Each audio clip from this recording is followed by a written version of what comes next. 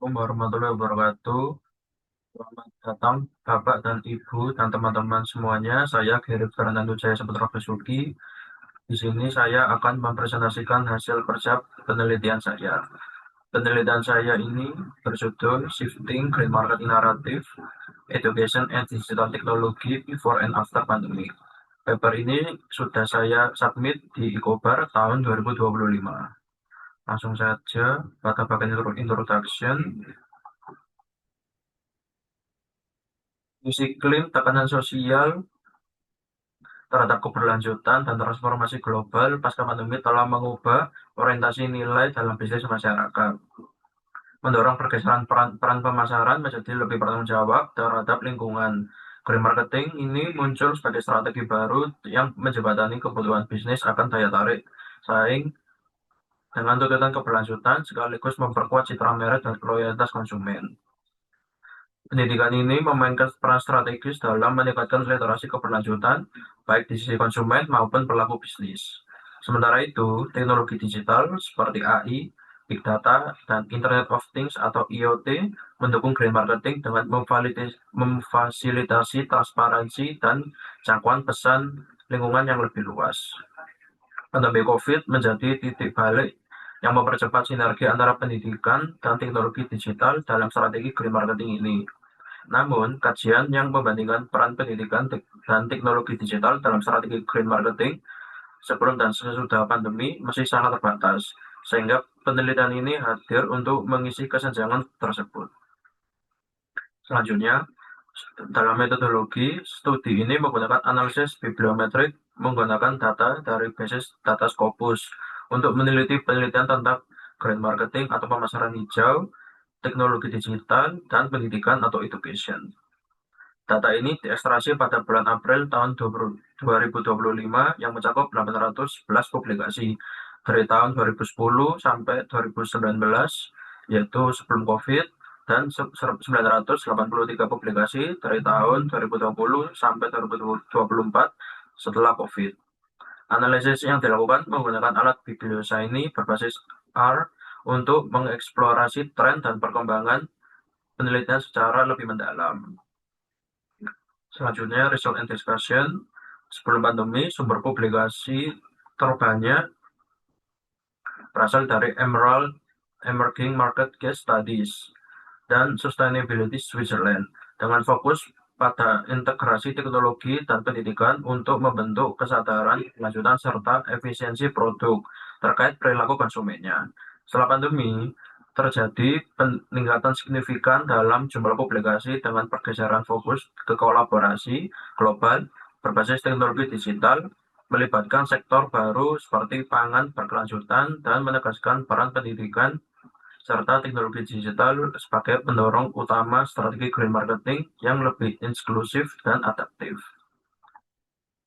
Selanjutnya, sebelum pandemi, tren publikasi tentang peran teknologi digital dan pendidikan dalam green marketing masih fluktuatif dengan pendekatan normatif, namun meningkat dari 53 menjadi 126 publikasi pada tahun 2019. Setelah pandemi, terjadi lonjakan signifikan hingga 312 publikasi pada tahun 2024, menandakan pergeseran ke strategi green marketing yang mengandalkan teknologi seperti e-learning, AI, dan big data untuk membentuk perilaku konsumen berkelanjutan yang lebih efisien. Terus jangkauannya dan responsif terhadap dinamika pasar yang makin sadar lingkungan. Selanjutnya, co-citation. Sebelum pandemi, jaringan co-citation menunjukkan dominasi perilaku seperti Fishbein dan Adyen, serta kontribusi penting dari Betty dan LaRocque dalam membentuk dasar konseptual green marketing melalui pendekatan perilaku konsumen dan pendidikan lingkungan. Setelah pandemi, fokus bergeser ke pendekatan struktural dan kebijakan global, dengan Adyen tetap menjadi pusat teori didukung oleh pemikiran Bridges, White, dan Brown yang menekankan peran pendidikan dan digitalisasi dalam mendorong transformasi sistemik menuju keberlanjutan global. Selanjutnya, analisis ke occurrence sebelum pandemi menunjukkan integrasi awal dan awal antara teknologi pendidikan dan green marketing melalui kata kunci seperti marketing, education, dan sustainable development yang menghubungkan 3 klaster utama, yaitu kesehatan masyarakat, perlindungan lingkungan, dan pendidikan teknik. Setelah pandemi, muncul 2 klaster dominan yang menyoroti pergeseran fokus ke perilaku konsumen, kesetaraan digital, serta peran penting media sosial, kesehatan publik, dan pemerintah dalam strategi green marketing berbasis teknologi dan edukasi. Lalu, saya mencari sumber berdasarkan Co-Citizen Network, Co-Occurrence Map, dan Tree Map untuk mendukung penelitian futur agenda saya terkait penelitian yang saya lakukan.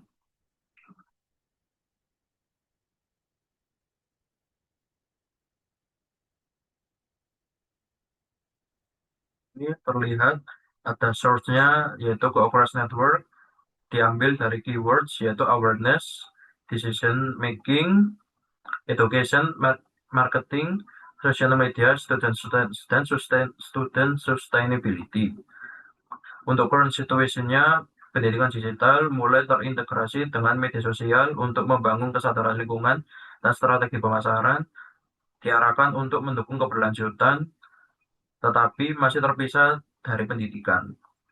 Fokus utamanya yaitu integration of digital education and green marketing strategy. Rekomendasinya yaitu membangun model pendidikan hijau berbasis media sosial dengan pendekatan interaktif dan adaptif, dan mengembangkan kerangka integratif antara pemasaran hijau dan program pendidikan. Selanjutnya, source dari Co-Citation Map untuk keywordnya yaitu behavioral theory, consumer intention, environmental agenda, global sustainability goals, structural equation modeling, sustainable development. Untuk current situation-nya, itu teori perilaku masih mendominasi penekanan analitis dalam pemasaran hijau dan kebijakan pembangunan. Global mulai mempengaruhi arah penelitian keberlanjutan. Untuk fokus utamanya yaitu behavioral theory dan global policy in green sustainability. Rekomendasinya yaitu memperluas pemodelan teori perilaku dengan menggabungkan faktor literasi digital dan gamifikasi untuk pendidikan keberlanjutan, dan merancang studi perbandingan antar negara atau kawasan dalam penerapan kebijakan keberlanjutan berbasis pendidikan digital. Untuk source berikutnya yaitu ada Tree Map dengan keyword adolescent, education, human marketing, public health, sustainable development. Untuk current situation-nya yaitu kebijakan pembangunan global mulai mempengaruhi arah penelitian keberlanjutan. Untuk fokus utamanya yaitu sustainable marketing dan education for the young generation.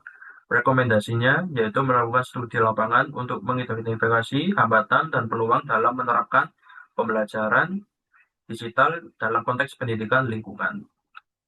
Jadi, hasil analisis occurrence, Co-Citation Map, dan Tree Map menunjukkan 3 fokus utama dalam peran teknologi digital dan pendidikan untuk mendukung green marketing. Fokus tersebut mencakup integrasi digital education dan strategi green marketing. Untuk generasi muda, perluasan teori perilaku dan kebijakan global berbasis literasi digital dan gamifikasi, serta pendekatan pembelajaran digital untuk mengatasi hambatan pendidikan lingkungan yang relevan dengan kesehatan publik dan pengembangan generasi muda.